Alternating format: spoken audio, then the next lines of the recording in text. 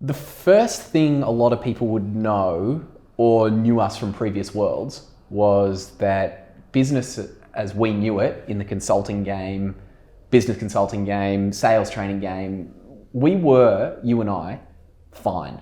Like our businesses were fine.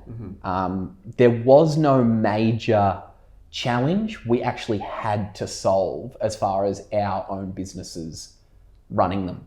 You know, like I was making enough money, you were making plenty of money. We, you know, lifestyle's covered, playing plenty of golf, traveling around the world, having fun, meeting people. Like life was good.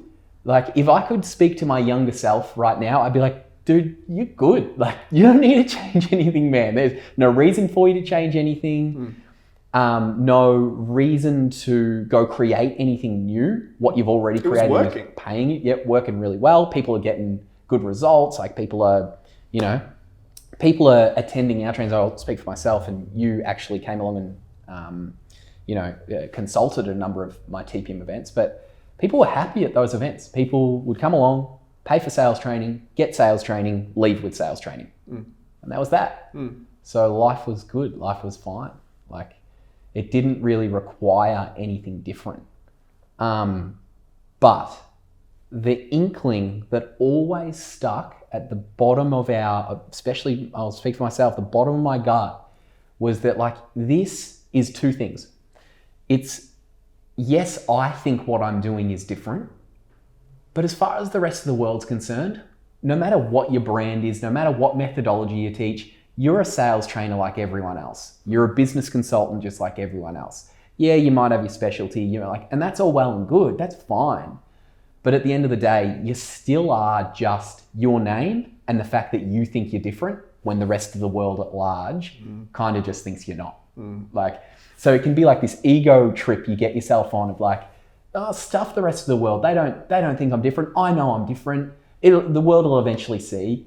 The world won't eventually see. You're going to remain in that parameter of sales trainer guy with his own sales training thing. And that's it. And then people will come and they'll like it. They'll be like, yep, great sales training. Perfect, loved it, thanks, great content. That's it. But down the bottom of my guts, I always knew, there's a deeper game to be played here. When it comes to learning, when it comes to education, there was always like, this content stuff is only just scratching the surface. This is just giving people the taste test of what they actually need to go on, the journey they really need to go on to actually learn. You know what I mean? So that's where it all started for me. Things were good and things were good for us. You and I had been good friends and businesses, like quality business associates. We'd done good work together. Again, that just got good results for a couple of years and nothing really needed to change. We were probably insane for doing it. We were probably insane for changing. We didn't need to change anything. Why put ourselves through what we put ourselves through? But it's turned out to be worth it. But yeah, how about yourself? I remember the phone call. Yeah. Because we were chatting on and off plenty of times over the last sort of 4 or 5 years, would have been. Yep. Content good, collaborating on different consulting projects. It was all sweet. But I remember the phone call you came in and you did you remember the call? You had a different tone in your voice. Do you remember what you said to me? Yeah, I think I said something like, dude, I reckon that people actually aren't getting as much out of this as number one, they think they are. And number two, we hope they are, but are kind of like deep down knowing that, you know what, if we really pulled back the curtain on this, and if we really followed up people after our trainings, maybe they wouldn't be getting as much as we hope they are and as much as they are actually telling us they are. Because this was the problem, man. Like people would tell, you couldn't tell the difference. It was all smoke and mirrors from the people that we would train as well, because they thought they were getting a lot out of it. They thought, they were like, yeah, no, this was great. This training was awesome. This gave me exactly what I need. That concept that you taught an hour ago, that's going to change everything for me in sales. So of course we would sit back and go, yeah, great. Then our training's making a difference here. But it's not until you actually just pull back. I'm talking just one layer of the onion, man. Just like pull back the curtain just once and look at the stagehands behind what's going all on. And you very quickly find that sales numbers, the true results that actually mattered, weren't receiving the up spike that their emotions were. Their emotions were saying, I'm loving this, because their emotions were showing them a new world they could learn through. They're excited by what they just learned. Doesn't mean they've learned it. Just means they're excited by the prospect of learning it. That's a very different world to be operating in. Do you know what I mean? Yeah, totally.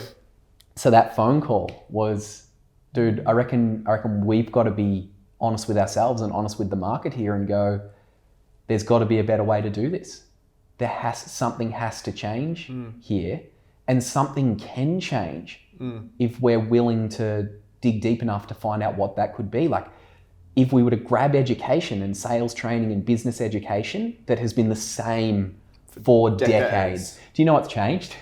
The thing that's changed is now it's delivered digitally online, but it's still the same stuff. It's all still the same stuff. And even sales trainers watching this would be like, they're right. We know it. They know it. It's all good the stuff. This is the thing. This is the thing. The content's phenomenal, but it's all the same stuff. I think that's the interesting part, like working with companies. When you make everything about the content itself, that's 100% of the equation. Yeah. It's great. You teach it. It's good stuff. People learn. It's necessary. Like, people do need to study. They do need to learn. They do need content. They do need principles and strategies and tips to be able to put into their sales and their business. But when you make it 100% of the equation, I'm not sure if you saw this as well. I started to notice that you could understand it, you could comprehend it, you could get it, you could be like, yeah, this is awesome. Could probably even recite it to someone else probably if you even wanted. teach it to someone else. And then the next time they're actually in a sales conversation, when that has to really come to life, it didn't land. Freeze up. It frees up. It's a hesitation. It's a jumbling of words. It was weird, and I think that's when you were calling me and you're like, man, we gotta something's got to change. There's got to be a better way to do this, because the amount of stuff we're teaching is great.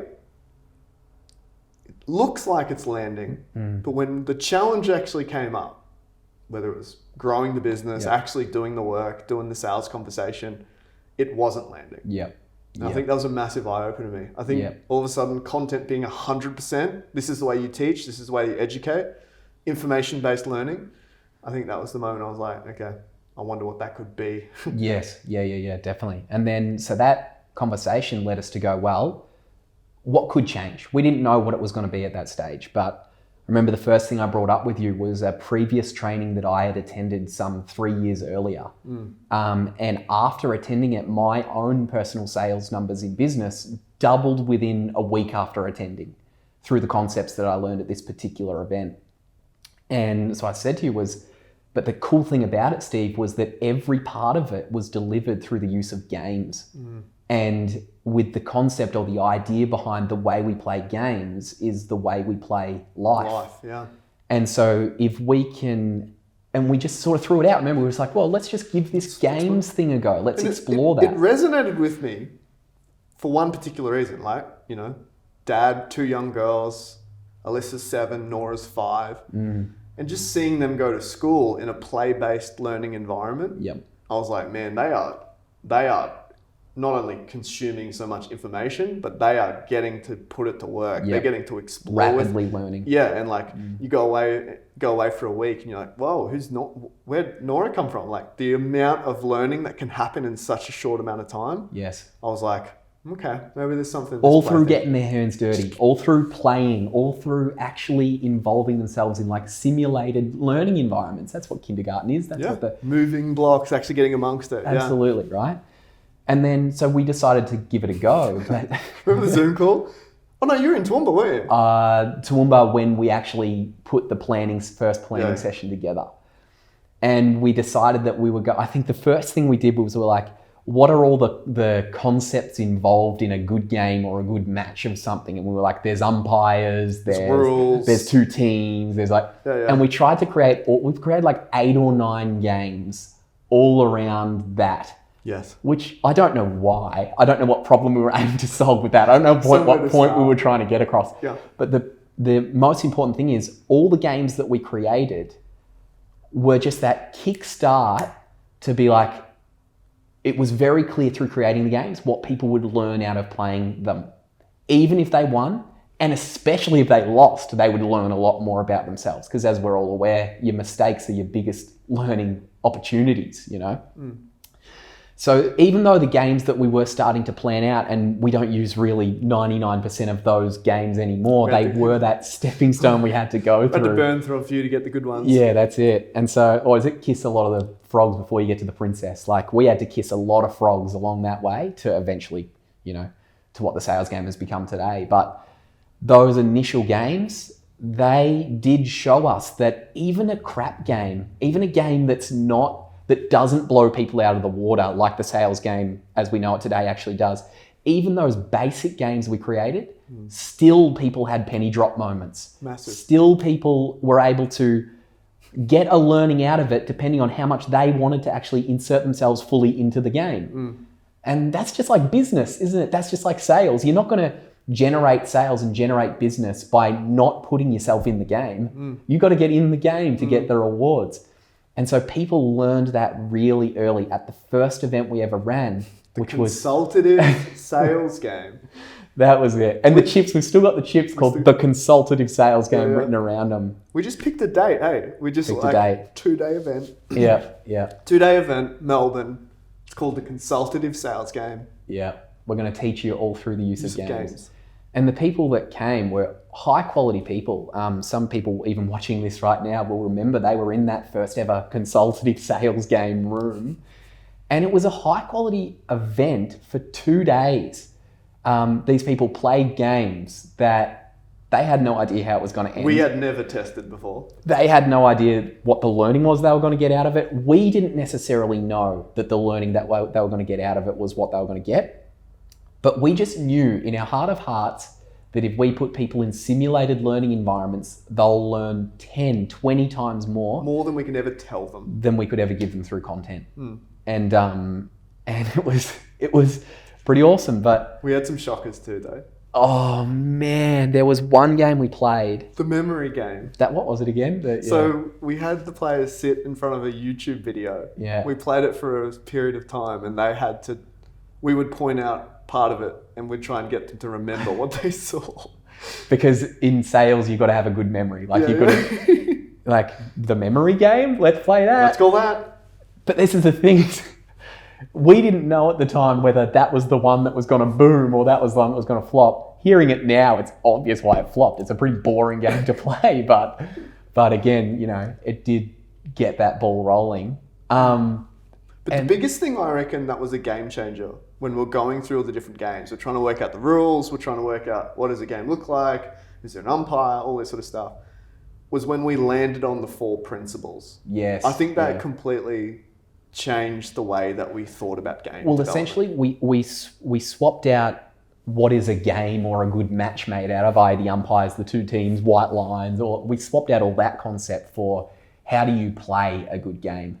Because if you know how you play a good game in life and how you play a good game in business, if we can like nail that down to what we did, 4 principles, and give that to people. It's been a massive glue for us. Totally. And that's ultimately the concept or the context through which all of their growth has happened is these 4 principles, which are very simple. And that was the best part, was just awareness of yourself. How well do you know yourself? Like if you've got self-awareness, you're going to go a lot further than anyone who's just taken a guess about what lights them up, what motivates them, what doesn't.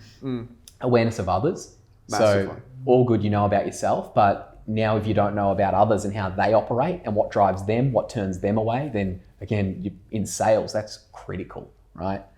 Backing of self, which has been huge. Which is like probably the key that turns the door to it all. Yeah. If you've got the greatest ideas in the world, you got the most list of contacts you can sell to, all of that. If you're not going to back yourself to actually make the calls, knock the doors, come up with the ideas and execute on them, then really it's all just potential that becomes wasted. I do think it's the master key, because when you apply the backing of self to a information-based world in a content learning, you never really put in any sort of environment to exercise that in any way. And that's what content lets people escape. Content goes, hey, you took a bunch of notes, you did really well. You don't have to do anything now. You go home, relax, like you've done your work for the day, you learned today. But it's a safety blanket. A safety blanket in a world that doesn't, in a buying world that doesn't care for people who want safety blankets. They want people who want to step out and offer them more value. You know what I mean? So that was the third thing, and it is so key. But the fourth thing is the backing of others, which so many people are like, okay, look, I get myself, I get others. I'm up to the point where I'm even backing myself. Being courageous, yeah. But being able to back others and trust others and support others and see the success in them See the potential within them. Yeah, as your own success is that's a level when it comes to games that when people unlock that, everything changes for them. They start to see the world through this context of like, I've always heard it's not about me. I've always known that the best way to get ahead in sales is to be a leader. But now I truly understand that being a leader is one of the most selfless things that you can do. It's all about how do I help others succeed before I succeed, and understanding that in trusting that if I do that, I'll be taken care of as a result as well. Plus I get to have a whole lot more impact along the way. So nailing it down to those 4 principles was really ultimately where the sales game started to take shape, because we realized out of all the games that we played, there was one particular game that the chips game, which is now what has become the sales game, was this one game that we played for an hour. It went for 1 hour. And essentially all we did was we gave people 20 chips and we said, here's 20 chips. We didn't tell them how long there was going to be played. You've got a certain amount of time. You'll never know about. That's it. The winner at the end of this game will be the one with the most chips, and they'll receive like a book or something like that. The loser will be the one with the least. How you go about that is completely up to you. There's no rules. Go. I remember that, mate, go. And then the room just kind of looked around like, what do we do now? Yeah. But then for the next 60 minutes, unbelievable insights and awareness. And when you're talking about those 4 principles of awareness of self, awareness of others, backing of self, backing of others, it was amazing. It just blew up. It did. The first thing to take note of, the thing that was most entertaining to watch, and probably for the players, the most entertaining to experience for themselves, was what their first move was going to be. People had these chips, similar to how some people just have this money in life, and they're like, what do I actually do with this? How do I use this? Number 1, to generate more, but number 2, to generate value for others. What do I do with this? And that's a question that until some people are put in that position to realize for themselves, a lot of people don't necessarily know what to do or how to be strategic with the chips they've got in their hand, i.e. the money they've got, i.e. the network they have, i.e. the education that they have, the influence that they have. What do I do with this? How do I best use this? And the chips game brought all of that to the surface within 7 seconds. Yeah. And it was fascinating to watch. What was your favorite part about that chips game? What did you enjoy taking away from it as an observer? For me, it was the observation of the players getting light bulbs. Yeah. Where they were like, oh my goodness, now I understand that when I have a big pile of chips, i.e. sales are good, I get uncomfortable about that, and now I just want to get rid of them. It's almost like the light bulb after light bulb after light bulb of people realizing I've been doing this for years, sometimes decades, and I had no awareness that was the trigger for me or that was linked. Yep. Just seeing that drop for people, I was like, this thing is powerful, man. This is a powerful learning tool. And as a facilitator of the game, I was learning so much about humans just by observing how they played.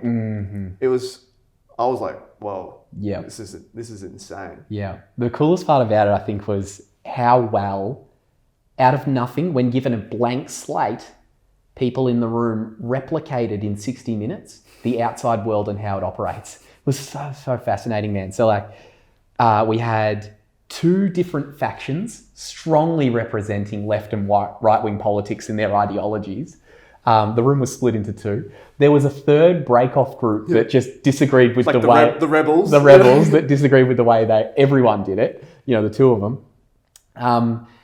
The 2 leaders of both of the factions were the ones with all the money. And because they had to make that money from somewhere, remember? It had to be the ones that, like, there had to be people that gave them those chips. So the people that gave those chips away that now had no money started thinking it was their given right to start telling all the people with the money what they should do with it, which was fascinating. No right or wrong, just fascinating to observe. And then, of course, the two ones with all the money ended up fighting each other. And then at the end of the day, I think it was the woman that was the leader of the right-wing ideology leaning ended up winning in a very capitalistic environment, which was what you would expect. So to be able to sit back and watch that was... Particularly from a psychological Oh, point of view. man, if I may be selfish about it for a second, I was in heaven just watching this. I was just like, this is psychology 101 unfolding before our eyes. In real time. In a 10-year span, being zeroed back down to a 60-minute, 6 years of life in 60 example. minutes. Yeah. Yes. That was exactly it. So, man, after that... We knew we had something. We knew we had something.